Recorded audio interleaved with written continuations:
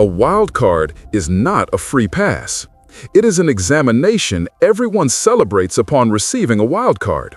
A brief call along the lines of, "You're in," as if a door automatically swings open. However, Alex Eala's situation in Berlin proves that a wild card is sometimes not a privilege, but a trial.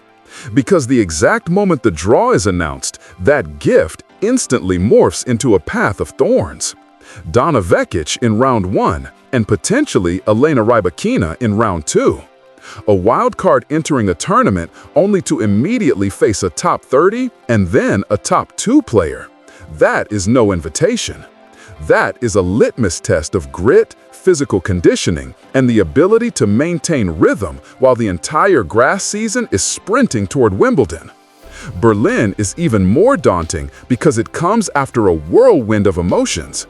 Winning the Birmingham title as an affirmation that Alex belongs, followed by a loss to Jovic like a slap in the face to remind her that form is not a straight line. And now, the Berlin draw will immediately show the cards. Is the Birmingham champion version still in there, or has the fatigue and pressure following the defeat taken something away?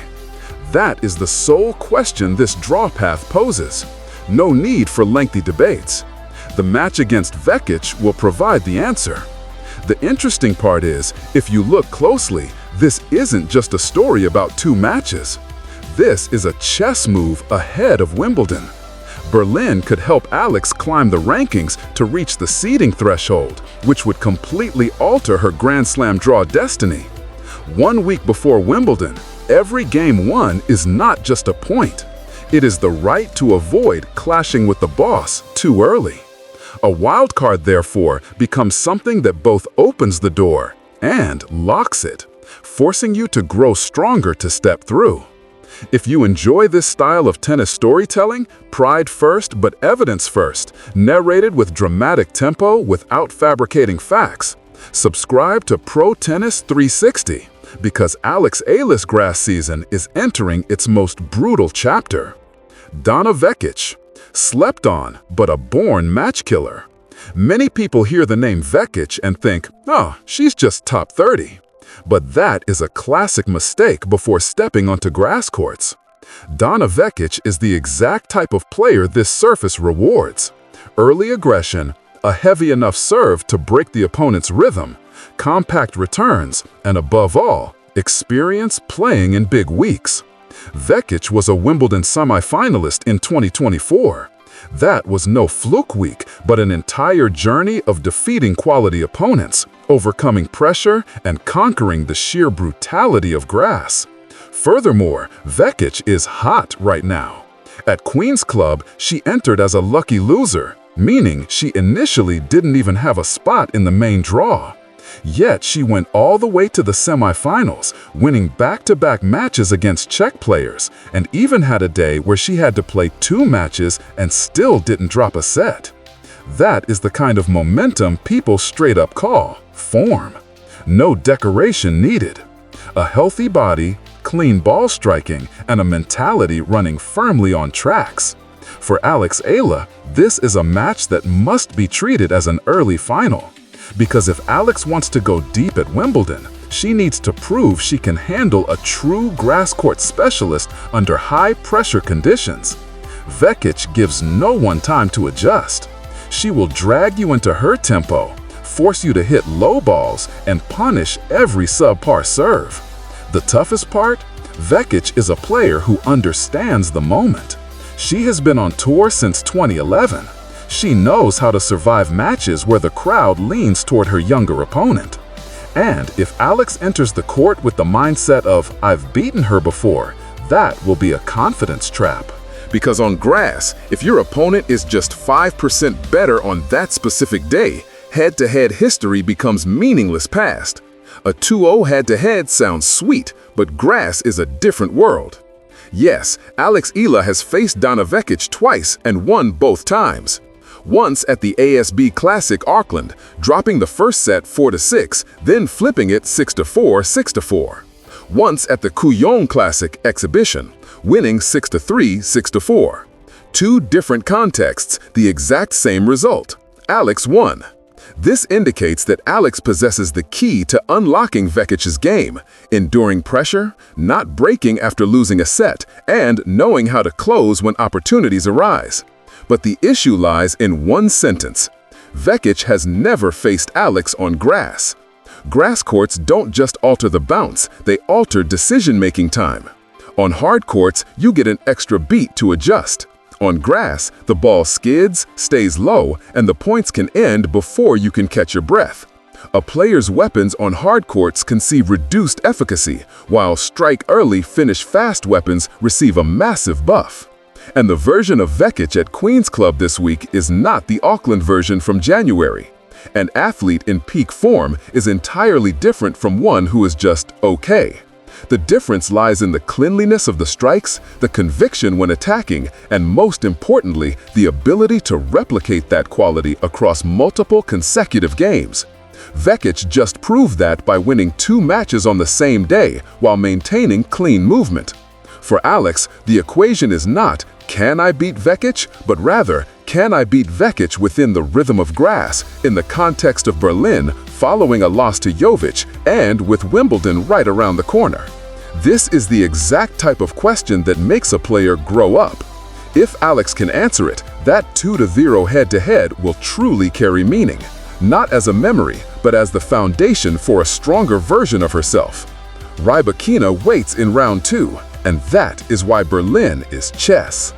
If Alex gets past Vekic, the next wall is named Elena Rybakina, world number 2, Wimbledon champion, Australian Open champion, and arguably the most terrifying server in the WTA. A player whom even the top 20 would want to dodge until the later rounds. Yet Alex, a wild card, might have to face her in round 2. This draw allows no room to warm up gradually. It forces you into battle mode immediately. But precisely because of this, Berlin resembles chess more than boxing. Because Berlin isn't just about winning or losing to Rybakina. Berlin is about accumulating points, rankings, and a seed at Wimbledon. Because Wimbledon seeds according to ranking. A seeded Alex would be protected, avoiding names like Sabalenka/Rybakina until at least the quarterfinals. An unseeded Alex could run into a boss in round 2, exactly what Berlin is mapping out. Therefore, even if Alex cannot take down Rybakina, simply beating Vekic and pushing Rybakina deep enough could still earn her enough ranking points to alter her Wimbledon destiny. This is something fans occasionally overlook. There are weeks where you don't need to win the title to win. You just need to accumulate at the right moment. That is how a season is built. Berlin is thus a critical chess move ahead of the grand game that is Wimbledon. Beating Vekic opens the door. Playing well against Rybakina builds momentum, and that momentum is sometimes enough to transform Wimbledon from a death trap into an opportunity. Rybakina is not immortal on grass, and that is the crack Alex can pierce. Hearing the name Rybakina brings the scent of pressure, but the transcript contains a crucial detail. Rybakina was once eliminated by Katie Bolter at Queen's Club. A top seed, a Wimbledon champion, taken down by a wild card on the opponent's home turf. That doesn't mean Rybakina is weak. It merely proves one thing. Grass carries a higher level of randomness than people think. On grass, one off day on serve, one day being half a beat slow on returns, and you drop instantly. And then a format where score lines are short, momentum is sometimes decided by just 2 or 3 points. Alex's greatest weapon against any right-handed player on grass is her left-handed serve. On this surface, the ball travels fast and stays low, added to the kick angle into the opponent's backhand from a direction they rarely face. That is a true equalizer. It doesn't make Alex the favorite, but it grants her the chance to hold service games, create pressure, and close the talent gap through tactics. There is also another factor: cold legs. Top players sometimes get buys or scheduling that leaves them entering their opening match without their legs warmed up yet. On hard courts, you can play a few games to find your rhythm. On grass, a slow start costs you a set. If Alex steps onto the court with an aggressive mindset, daring to strike early and taking controlled risks, she can create a set where Rybakina feels uncomfortable. In short, Rybakina is incredibly strong, but she is not immortal. And on grass, a tiny crack is enough to cause a seismic shock, especially when you possess a different system left-handed serve like Alex. The Jovic loss. What a defeat can take away and what it can give back. A line in the transcript cuts like a blade. Is the Birmingham champion still in that body, or did the Jovic loss take something away? This is a very raw perspective on tennis. After a peak, a loss can forge two versions of an athlete. Version 1, self-doubting, playing tentatively, terrified of repeating mistakes. Version 2, clear-headed, recognizing the issues and returning cleaner. The first match after a defeat is always the test, because it doesn't measure your forehand or backhand, it measures how you handle memory. Are you trapped in that loss, or have you closed it like a data file, reviewed it, extracted the lessons, and put it down? The bad habits that surfaced against Jovic, if Alex doesn't fix them, Vekic will punish them instantly. Grass does not forgive soft errors. Just one hesitant return and you lose the initiative. But there is a positive side. A few days of rest, a reset, and preparation in Berlin could be the ideal environment for Alex to find her at-home state on grass again. And the transcript highlights an important quote from Alex prior to the Jovic match. "I felt right at home on grass. I'm trying to keep that momentum going." These are not the words of someone reminiscing about Birmingham as the past. These are the words of someone viewing Birmingham as a continuous present. A player who truly feels compatible with a surface won't lose their touch just because of one bad day. They will find it again through footwork, timing, and decisiveness. And Berlin is precisely the venue to prove it. Alex wasn't dragged down by a loss. Alex was merely reminded that to stand tall at Wimbledon, you must execute correctly over and over again.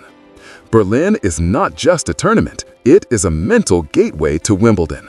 With only 9 days left until Wimbledon, putting that on the table helps you realize how heavy Berlin weighs. This is no longer the experimentation phase. This is the phase to lock in the final version. You cannot simultaneously want to hoard points, avoid injury, hide your tactics, and go deep into the tournament. You must pick a priority and compete in a manner that aligns with it. If the objective is a Wimbledon seed, Berlin becomes the scales. Every extra round reached can make a massive difference when seedings are announced. And Alex, entering the top 24 before seeds are finalized, would be protected from juggernauts like Sabalenka, Rybakina until at least the quarterfinals. That is no privilege. That is the reward for consistency. And consistency is exactly what Alex is trying to prove during this grass season. Yet Berlin is also a psychological gateway. You are a wild card, but the draw looks tailor-made for a top seed. That can easily breed a sense of unfairness, making it easy to blame fate. A young player might break down thinking they are being treated harshly. A great player will view it as an opportunity. If I get through this, I will enter Wimbledon with ironclad belief. Therefore, Berlin is where Alex needs one thing: clarity. Clarity in the game plan, clarity in the attacking rhythm, and clarity in accepting that the path is not easy. And the less easy it is, the more it fits the underdog narrative Alex is living out. Do not underestimate this match. Vekic is a must-win for everything that follows. The transcript states bluntly, this is the match Alex needs to win. Not just for Berlin, for everything that comes after Berlin. This is the kind of sentence fans should burn into their minds. Because tennis isn't just about advancing in a tournament. Tennis is a chain of events linked by confidence. One massive victory can trigger a 3-match winning streak. A loss at the wrong time can send you into a grand slam with heavy mental baggage. Vekic here acts as the gatekeeper of the grass season. Beating Vekic means Alex proves, I don't just beat favorable opponents. I can defeat experienced players, hot players, and surface specialists. That will generate a domino effect. The media changes its tone, opponents review the tapes, and most importantly, Alex trusts that Birmingham wasn't a fluke, but rather capability fully translated. But to beat Vekic, Alex must play grass style. Proactive, daring to step up on big points, serving well, and above all, giving away no free points. Vekic will not beg for points. She takes points through pressure. Thus, what Alex requires is clean aggression, attacking cleanly, not recklessly, attacking with a plan, a purpose, and clear target zones. Vekic is also a physical test of a different kind, not running marathon rallies, but enduring highly intense games in short bursts. Few points, but high quality on every single one. Whoever handles the pressure better wins. And if Alex truly is the type of player who, as the transcript evaluates, rises when stakes are highest, then this is the stage built for her. This is not a coincidence. This is character. A segment that gives you goosebumps is when the narrator says, "These are not coincidences. This is character." They bring up the Indian Wells qualifiers and then beating Goff. They bring up being the Birmingham top seed, breaking the 6-year Czech curse in a 3-set final. These examples serve to prove one thing. Alex isn't a player who only performs well when no one is watching.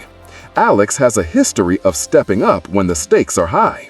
And Berlin presents precisely high stakes. A wild card, yet a nightmare draw. Vekic in R1, Rybakina potentially in R2, Wimbledon right after. This is the environment where character is most sharply illuminated. It's not about playing beautifully when you're ahead, but how you handle getting broken early. It's not about celebrating after winning a set, but how you maintain your rhythm when set 2 commences. In particular, Alex's season is tracking with an accelerating logic, starting the grass season ranked number 37 with no grass titles, then winning Birmingham, followed by a round of 16 finish at the WTA 500 London, pocketing over $61,000 in 10 days, climbing to number 33. These figures speak to momentum, and momentum in tennis is like fire. If you know how to nurture it, it burns all the way to Wimbledon. If you are careless, it goes out instantly. Berlin is therefore a test of nurturing the fire, not just burning brightly for a single week, but sustaining that heat across multiple consecutive weeks. That is the difference between a highlight reel and a career arc. The draw is set. Now all that remains is to step through. The draw is out. The path is clear. And sometimes the most terrifying thing is not the unknown, but what you know all too well is waiting right ahead. Vekic on Monday or Tuesday. If successful, Rybakina. Then Wimbledon on June 29th. There is no room for wishing. There is only room for doing. But this is also what makes Alex Eala's story so compelling to watch, because it isn't sugar-coated. It promises no free rides. It places a rising player into the exact type of crucible used to classify talent.